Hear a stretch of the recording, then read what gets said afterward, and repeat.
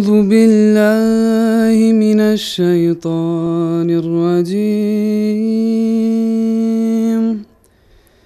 بسم الله الرحمن الرحيم. يا أيها الذين آمنوا كتب عليكم الصيام كما كتب على الذين من قبلكم لعلكم تتقون.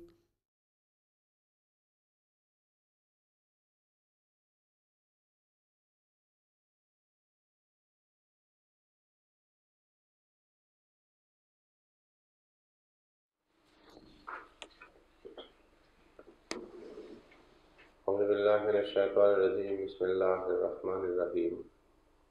اللهم صل على محمد وعلى آل محمد كما صليت على إبراهيم وعلى آل إبراهيم إنك حميد مجيد. اللهم بارك على محمد وعلى آل محمد كما باركت على إبراهيم وعلى آل إبراهيم إنك حميد مجيد. Nous continuons toujours de vous présenter les hadiths, les paroles du Saint-Prophète sallallahu alayhi wa sallam concernant le Ramadan et concernant les jeûnes. عن أبي هريرة رضي الله عنه قال قال رسول الله صلى الله عليه وسلم من أفطر يوما من رمضان من غير رخصة ولا مرض لم يقض عنه صوم الدهر كله وإن صام. Tirmizi Abwab al-Sawm. Ce hadith se trouve dans le livre de hadith Jami Tirmizi, dans le chapitre concernant le jeûne à Sawm. Nous avons déjà appris que les jeûnes de Ramadan sont prescrits par Allah et mentionnés dans le Saint-Coran. Et nous savons aussi que les jeûnes de Ramadan font partie d'un des piliers de l'islam. Comme il y a 5 piliers de l'islam, et le jeûne de Ramadan est aussi un des piliers de l'islam. Cela voudrait dire que les jeûnes de Ramadan sont obligatoires, et si quelqu'un néglige, alors il commet un péché, et il sera tenu responsable auprès d'Allah. Nous trouvons dans le hadith que j'ai présenté devant vous. Dans ce hadith, Hazrat Abu Huraira radiyallahu ta'ala rapporte que le messager d'Allah sallallahu alayhi wa sallam a dit: celui qui n'a pas observé un jeûne de Ramadan sans aucune excuse et prétexte valable et sans une maladie quelconque, même s'il jeûne toute sa vie, il ne pourra pas s'acquitter de ce jeûne. Alors, cette parole de Saint-Prophète sallallahu alayhi wa sallam nous montre combien est important d'observer le jeûne de Ramadan. Et si quelqu'un ne le fait pas, alors il sera impossible pour lui de rattraper. Si seulement il fait des istighfar, demande pardon à Dieu, et puis avec la détermination, il recommence à faire le Ramadan. Dans ce hadith, le Saint-Prophète sallallahu alayhi wa sallam a voulu dire que les jeûnes de Ramadan sont obligatoires. Mais lorsque nous étudions les hadiths, nous trouvons, et le Saint-Coran aussi, il y a les autres jeûnes aussi qui sont obligatoires, et l'homme est obligé de le jeûner. Par exemple, on peut trouver au moins 10 catégories de jeûnes qui sont obligatoires.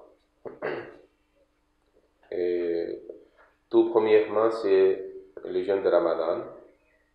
Et le deuxièmement, les jeûnes que quelqu'un a raté pendant le mois de Ramadan à cause de sa maladie ou à cause de son voyage.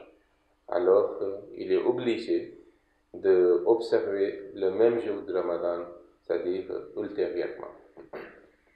Il est aussi souhaitable qu'avant le début du Ramadan suivant, un croyant doit compléter ces jeûnes qu'il avait ratés pendant le mois de Ramadan de l'année précédente. Troisième catégorie de jeûnes qui sont obligatoires, qui sont comme une expiation de zihar. Zihar, c'est une expression mentionnée dans le Saint-Coran que si un homme dit à, c'est-à-dire son épouse, qu'elle est sa mère, alors à ce moment-là, elle ne peut, c'est-à-dire plus vivre avec cette femme. Alors s'il voulait, c'est-à-dire réconcilier, alors selon le Saint-Coran, chapitre 58, versets 4 et 5, il doit observer le jeûne de 2 mois consécutifs. Alors, ces jeûnes sont aussi obligatoires. La quatrième catégorie de jeûne, c'est l'expiation d'assassinat. C'est-à-dire que si quelqu'un arrive à assassiner quelqu'un, alors il y a plusieurs catégories d'expiation. Mais une des catégories d'expiation est que s'il ne peut pas, c'est-à-dire affranchir un esclave, alors si il ne peut pas payer l'argent du sang, alors il doit, entre autres, observer les jeûnes de 2 mois sans aucune interruption. Ça veut dire les jeûnes consécutifs. La cinquième catégorie de jeûnes qui sont aussi obligatoires sont si quelqu'un, c'est expiation, quelqu'un qui a prêté un serment et puis il ne respecte plus ce serment. Alors, comme une punition et comme une expiation, il y a 3 jours de jeûne. Sixième catégorie de jeûnes obligatoires sont, c'est-à-dire si quelqu'un en état de pèlerinage, il arrive à chasser, c'est-à-dire un animal quelconque, alors maintenant la décision de combien de jours cette personne va jeûner, ça dépend selon le Saint-Coran de 2 personnes justes. Comme arbitre, ils vont décider que selon l'animal qu'il a chassé, qu'il doit jeûner. Septième catégorie de jeûne obligatoire est que si quelqu'un a de problèmes, et alors, avant le temps de raser la tête, il arrive à raser sa tête.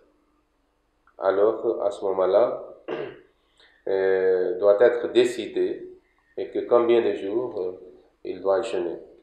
Nous trouvons dans le hadith, le Saint-Prophète à une occasion, il avait dit que 2 ou 3 jours de jeûne, et ces jeûnes sont aussi obligatoires.